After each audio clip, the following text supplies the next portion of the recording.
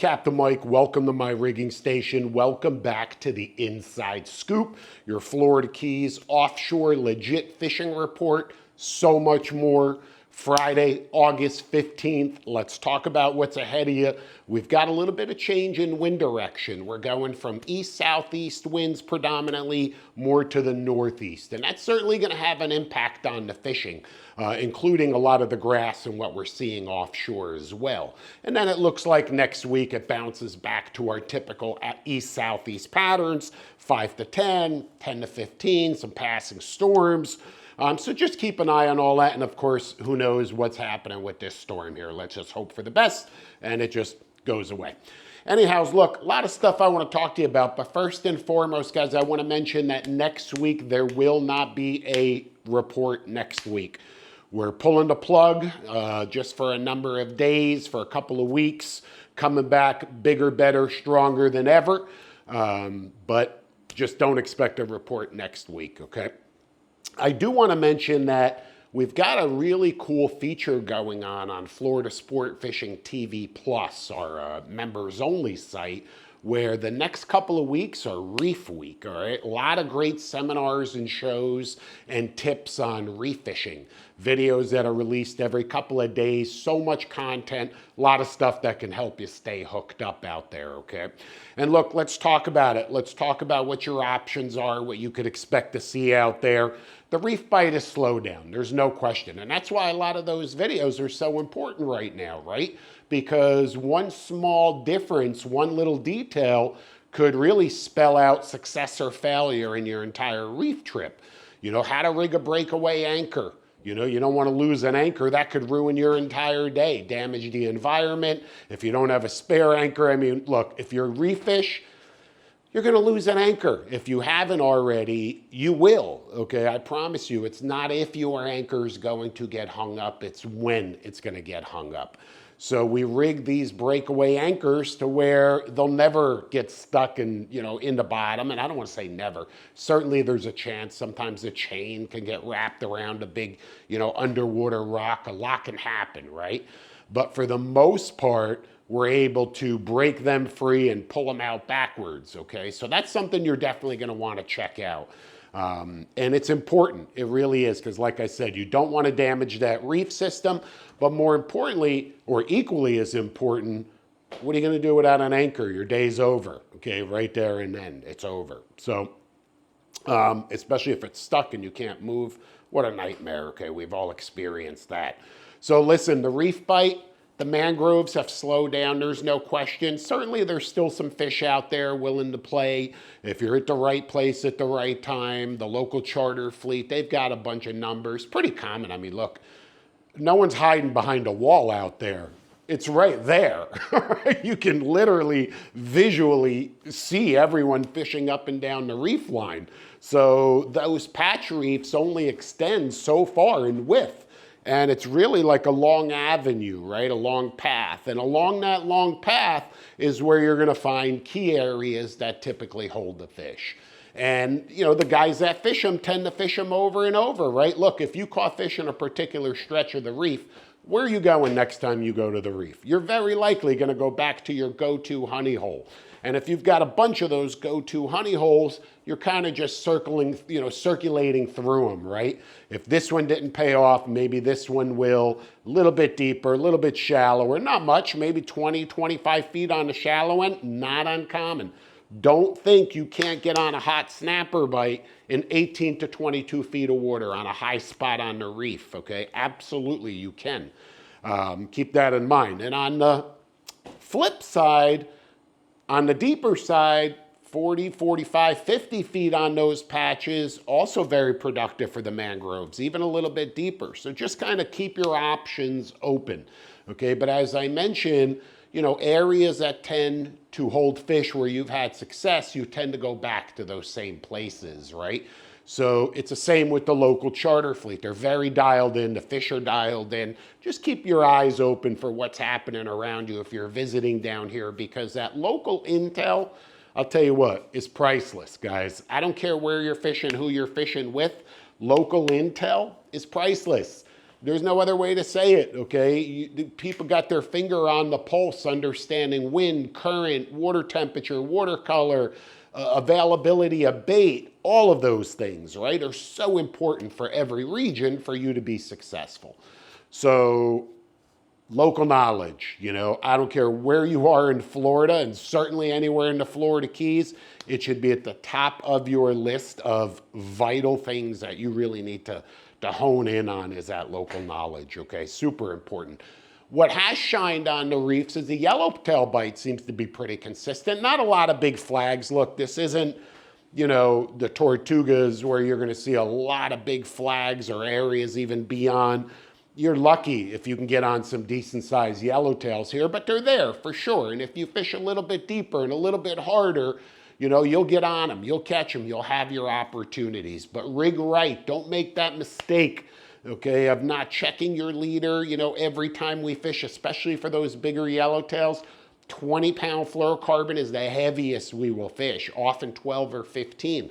So that line is very fragile, and if it gets nicked or scratched or frayed, you're done on a big fish. So don't let that happen to you, okay? Don't let tackle failure, premature tackle failure, enter the equation. And it's not only on the reef, it's in every fishery, okay? That's one of the vital rules and one of the things that we teach a lot in our hands-on fishing courses, okay? Is if you could avoid tackle failure, if you could avoid premature tackle failure and angler failure, you will literally land 90% of the fish that you lose, okay? I'm telling you, it's that important.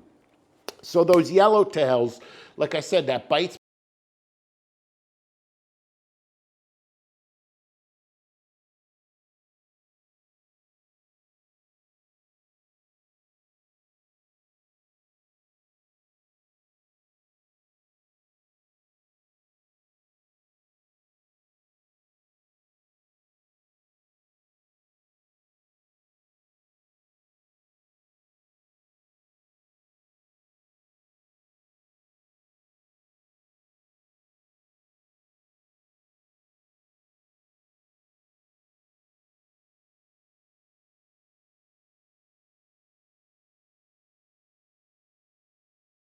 in a circle around, dragging that chum bag, and then get into position, drop your anchor, come back, okay, that breakaway anchor, right? We talked about that. And then come back on the anchor, and by the time your anchor line is tight, there should be yellowtail eating out of your chum bag, or certainly behind the boat. If you visually don't see anything, you're very likely not going to, all right? So use that as kind of a reference. Keep it light with the yellowtails, okay? There are not a lot of muttons on the reef right now, and the ones that are typically 16 to 20 inches. Certainly there's great opportunities for mutton snappers on some deeper spots, deeper reef, deeper wreck. And look, get dialed in on that fishery too. It's about long leaders. It's about stealth. It's about nice, clean, fresh baits. Mutton, big mutton snapper are really smart fish. They're not an easy fish to fool. Okay, sometimes you've got to be anchored and in that one spot where your bait's sitting on the bottom in the current for a long time before that fish comes up and decides to commit. Okay, other times it could be boom, boom, boom. But the point is, have that patience and be sure once again that everything is dialed in. Okay, not only on your terminal tackle and on your bait, but also your drag settings, okay? This is something that's really important. I just talked to a guy, that's why I'm bringing this up. He said, man, we went out, we went wreck fishing, we lost like 10 fish. I don't know, we were fishing your rigs, they were working great, but we never landed a single fish. And I said, tell me more.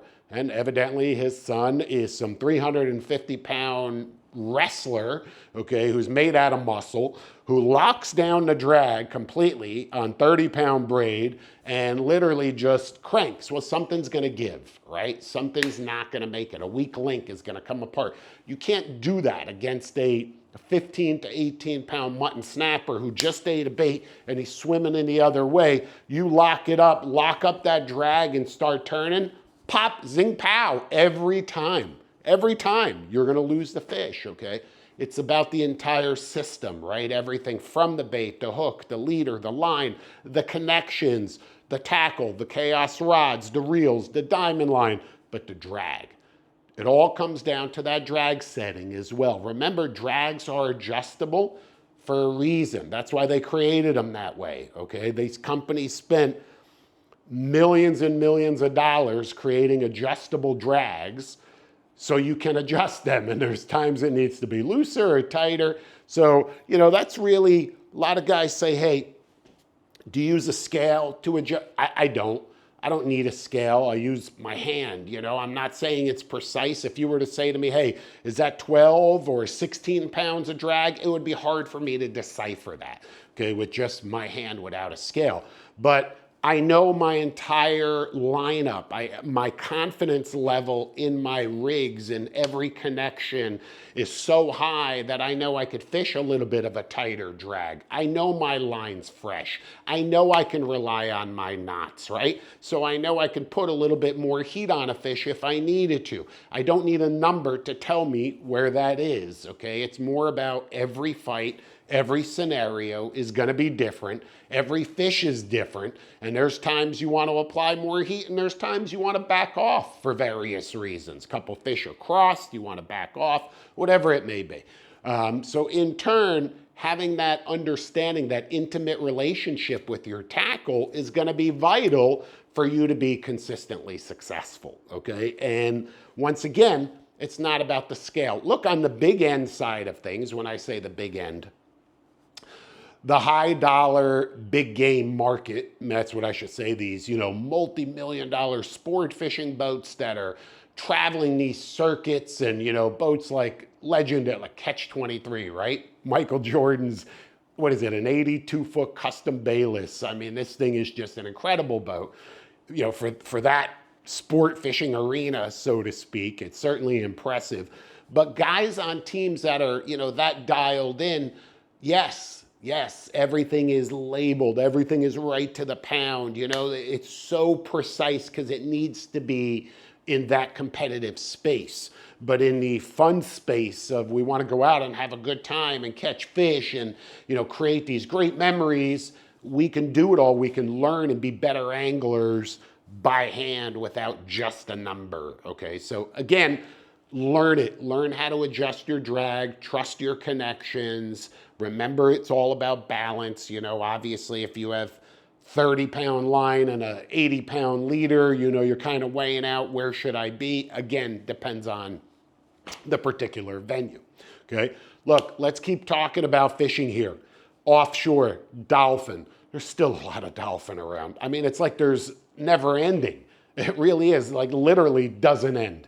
And yeah, not every day is going to be great. I've heard guys who have struck out, okay, who just haven't done well. And then, once again, you see guys coming back with dozens of dolphin, hanging dozens of them. So schoolies, there's some bigger fish mixed in. It's just been a great dolphin season. I want to remind you, there's a lot of grass out there, okay, guys, a lot of grass. So prepare accordingly for that. Don't be afraid to push off a little bit further, okay? You'll find that there's a little bit less pressure on those same fish. Maybe you're able to pick off a bigger fish or two. Live bait is incredibly abundant right now, or a lot of the live bait guys are loaded up in pilchards.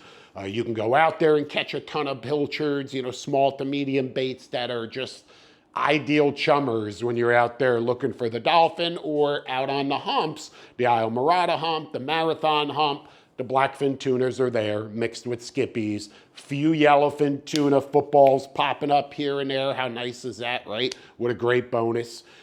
Dolphin out there on the humps as well. So if you show up offshore on those humps loaded up in live bait over the next week or two, you're going to catch fish. Yeah, I promise you're going to have opportunities. They're going to blow up all over your baits. Such an exciting fishery, okay? And it's on. It's on right now. You can't ask for a better time to do it.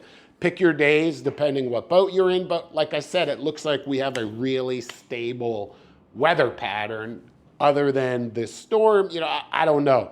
I really don't know what's going to happen at this stage. But like I said, keep your eyes on things, and when you can get out there, do it.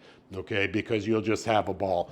Yes, the sharks are thick, and that's why out on the humps you tend to catch the smaller blackfins. Not, when I say smaller, 5 to 15 pounds, the average size blackfin. Relatively easy to get those to the boat. You hook the bigger ones, 20, 25, high 20s, down deep on a jig, and I'll tell you, it's a much different fight, and often you're gonna lose those fish to the sharks. They just follow them all the way up, and when they tire out, snatch, and you just paid the tax man. So, but again, another great opportunity. The deep dropping offshore is slow. In other words, look, tilefish is off, groupers are off. Okay, some guys will go out, try and catch a barrel fish, try and catch a queen, yeah, if you're at the right place at the right time. Some tips for those fish, look, they're not everywhere. It's not like a black belly rosefish. If you want those black belly rosefish, if you need a day saver out there, just look for any kind of rocky structure in 1,000 to 1,200 feet of water. Any rock on the bottom, the harder it is, the sharper it is, the ledges, the boulders, the jagged bottom in that depth offshore. You drop a 5-hook chicken rig to the bottom, a deep drop rig, with a piece of squid on every one of those circle hooks, and you likely are going to catch 3 to 5 fish at a time. They're all gonna be this big, but it's a great eating fish and it's a great day saver. And believe it or not, they're a lot of fun to catch, even though they're small. It's a cool fishery. It's a cool activity. It's a lot of fun.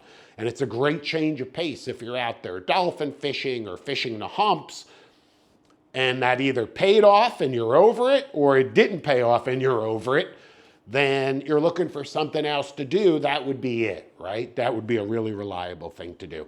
5 to 8 pounds of lead. Nothing fancy here with the black belly rosefish. You absolutely don't need to tie your own rigs or, anything special. It's probably one of the easiest fish in the world to catch, okay? And like I said, really, really good. Great for ceviche. Doesn't freeze very well. It's a delicate fish. The fillets are not relatively large by any means, and they're not a firm fish. It's a soft, deep, cold water bottom dweller. Its entire life down there, 1,000 or more feet, ice cold down there, right? But that's what makes it such a great fish. They also, by the way, the black belly rosefish on the opposite side, the flip side, not only is it a great fish that we like to target and catch and eat, but they also make great bait. Okay, I've caught a lot of big golden tilefish right there on black belly rosefish, okay? Look, guys, over my shoulder, what you're looking at here, okay, is obviously our Furuno TZT XL. And I've got a split screen going on, and I wanted to just kind of share that in the background because I wanted to just stress the importance of boat positioning. I don't know how well that's going to translate through the screen and how well you're going to see that right there, but really what you're looking at is our drift, okay? There's an area of structure, an area of debris with calculated wind, drift, current. And as you can see, we're kind of just doing a grid pattern right across that structure. And you can see the results on the fish finder of what's right there, right?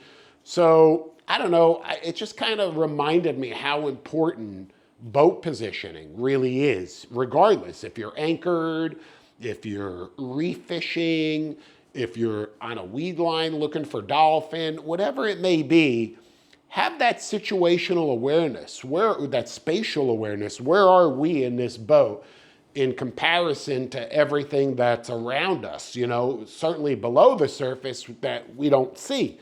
Where are we here? And really just dialing all of that in. It might be a little bit deep, but I think you follow where I'm going with it. Once again, it's about the details. And if you've got the information at your fingertips, you could really, right in front of you, you could really establish patterns, things that work for you, things that help you become a more successful angler, those small little details that are really going to change the game, okay? Now look, another fishery that's surprisingly strong and super exciting are the Cubera snapper. Now that lobster season is open, guys are fishing for the Cubera snappers, all right? We're talking about a mangrove snapper on steroids, all right? A 30 to 50, 60 pound mangrove snapper. Think about that, with giant fangs, like a mix of a mangrove and a dogtooth snapper, and you end up with the Cubera. The Cubera is a mean fish. And the prime bait for these fish are live lobster. The cuberas will feed around the wrecks at night, certainly around the full moon periods. It peaks just recently, currently. The fishery's not going to go on for long, but if you're willing to lose some sleep, get out there, fish some relatively heavy tackle, okay? You can get in on a trophy fish of a lifetime, okay? These fish do not come easy. They put up an incredible battle, and catching one is an achievement. It really, really is, even catching one.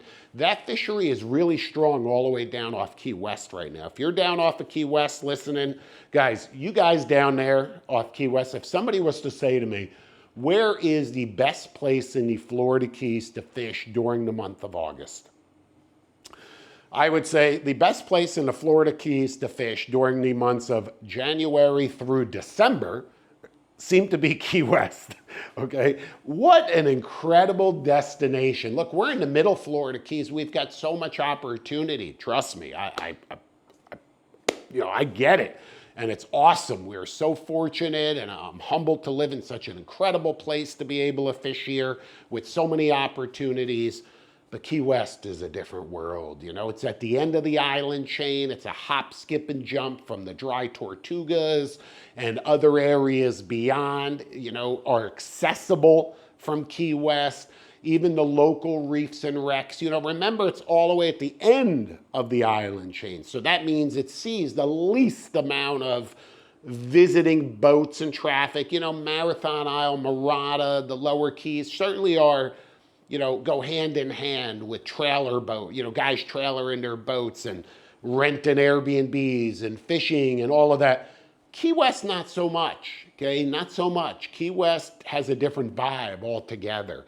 You know, certainly there's a big charter fleet, but it just doesn't have that same pressure that some of these upper and mid keys do, okay? And because of its geographic position, and the availability of that structure and the abundance of that structure within relatively easy reach, you know, it opens the door to incredible opportunities with such a diversified array of species. Certainly the bottom fish. So if you're on the hunt for snappers, groupers, muttons, red snappers, whatever, Key West, baby, call it home, okay? Because that's bottom fishing paradise.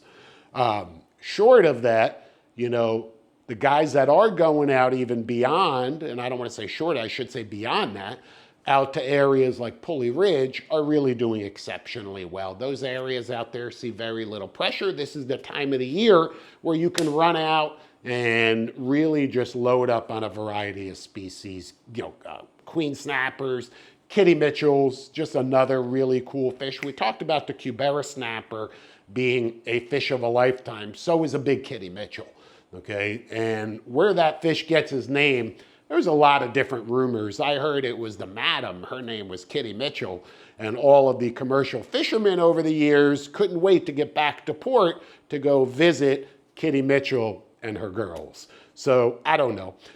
Nevertheless, look, there's just so much, you know. I think in my head, I'm like, man, where do you go from here? Do you go offshore and say, hey, I'm going to go sword fishing? Because that too has been consistent. You know, another strong fishery has been that sword fishery. So a lot of different things going on. I wouldn't say any of them are 5-star, but certainly plenty of opportunity, you know, for everybody. Guys, a couple other things I want to just touch on real quick. So look, it's official. Florida Keys Offshore Fishing Academy by Captain Mike Genoun. It's official. That's it. It's launching. We're already booking courses. We're offering 1 to 4 day courses, including accommodations on a variety of different tactics and techniques, okay, really to get you dialed in. This is legit, right? If you're just looking for a joyride to catch a few snapper or flip a couple dolphin over the rail, this isn't it. That's totally cool. It's a lot of fun. This is not for everybody. I get it. Okay, it isn't. But if you're that guy, if you're that crew that really wants to get dialed in and shorten the learning curve, this is one hell of an experience that no one else could offer you. This is a lifetime in the making, okay? Putting together a offshore fishing academy for anglers from an avid angler. I know what you need. I know what you're looking for. Okay, and we've had great success over the years with our instructional fishing courses, and now being able to take it up a notch is just super exciting. So we're wrapping up our angling retreat. Hopefully in the next 60 days, we'll be really close to 100% completion, and courses already booked and starting in January. We're now already booking deep drop courses in May, so if that's something that's of interest to you, make sure that you reach out. And finally, in the near future, guys, we're making some big improvements to our Sea Hunter 41 CTS. We're kind of spilling the beans here a little bit. Look, this is an incredible boat, powered by Quad Mercury V10 400s, state-of-the-art Furuno TZT-XL network, taco outriggers, a wet sounds audio system, express deck, the most durable marine flooring. It just goes on, okay? And I'm grateful, humbled, and proud to represent these partners and to really put their equipment through the rigors, through the test, okay? Really out there in the real world.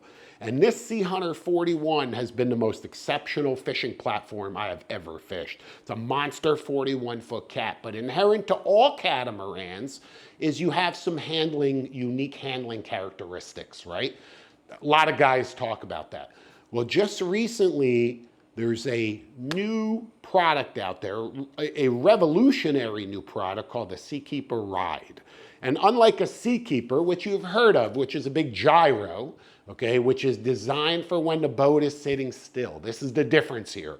Your typical Seakeeper is designed to reduce rock and lean and all of that when the boat's sitting still. On the drift, things to that nature.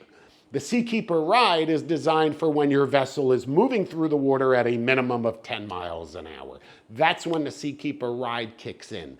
And it's been extraordinary on V-hulls, but Sea Hunter boats is really, because they're at the top of the game, they're changing the game by introducing the Seakeeper Ride on every model, including the big cats. So we too want to capitalize on the benefits of this exceptional performance, right? And the attributes, and I can't wait to see, the initial reports are just through the roof. So we're going to report that back to you as well on what the difference is with our Sea Hunter 41 CTS with trim tabs, engine trim, standard boat, great, amazing.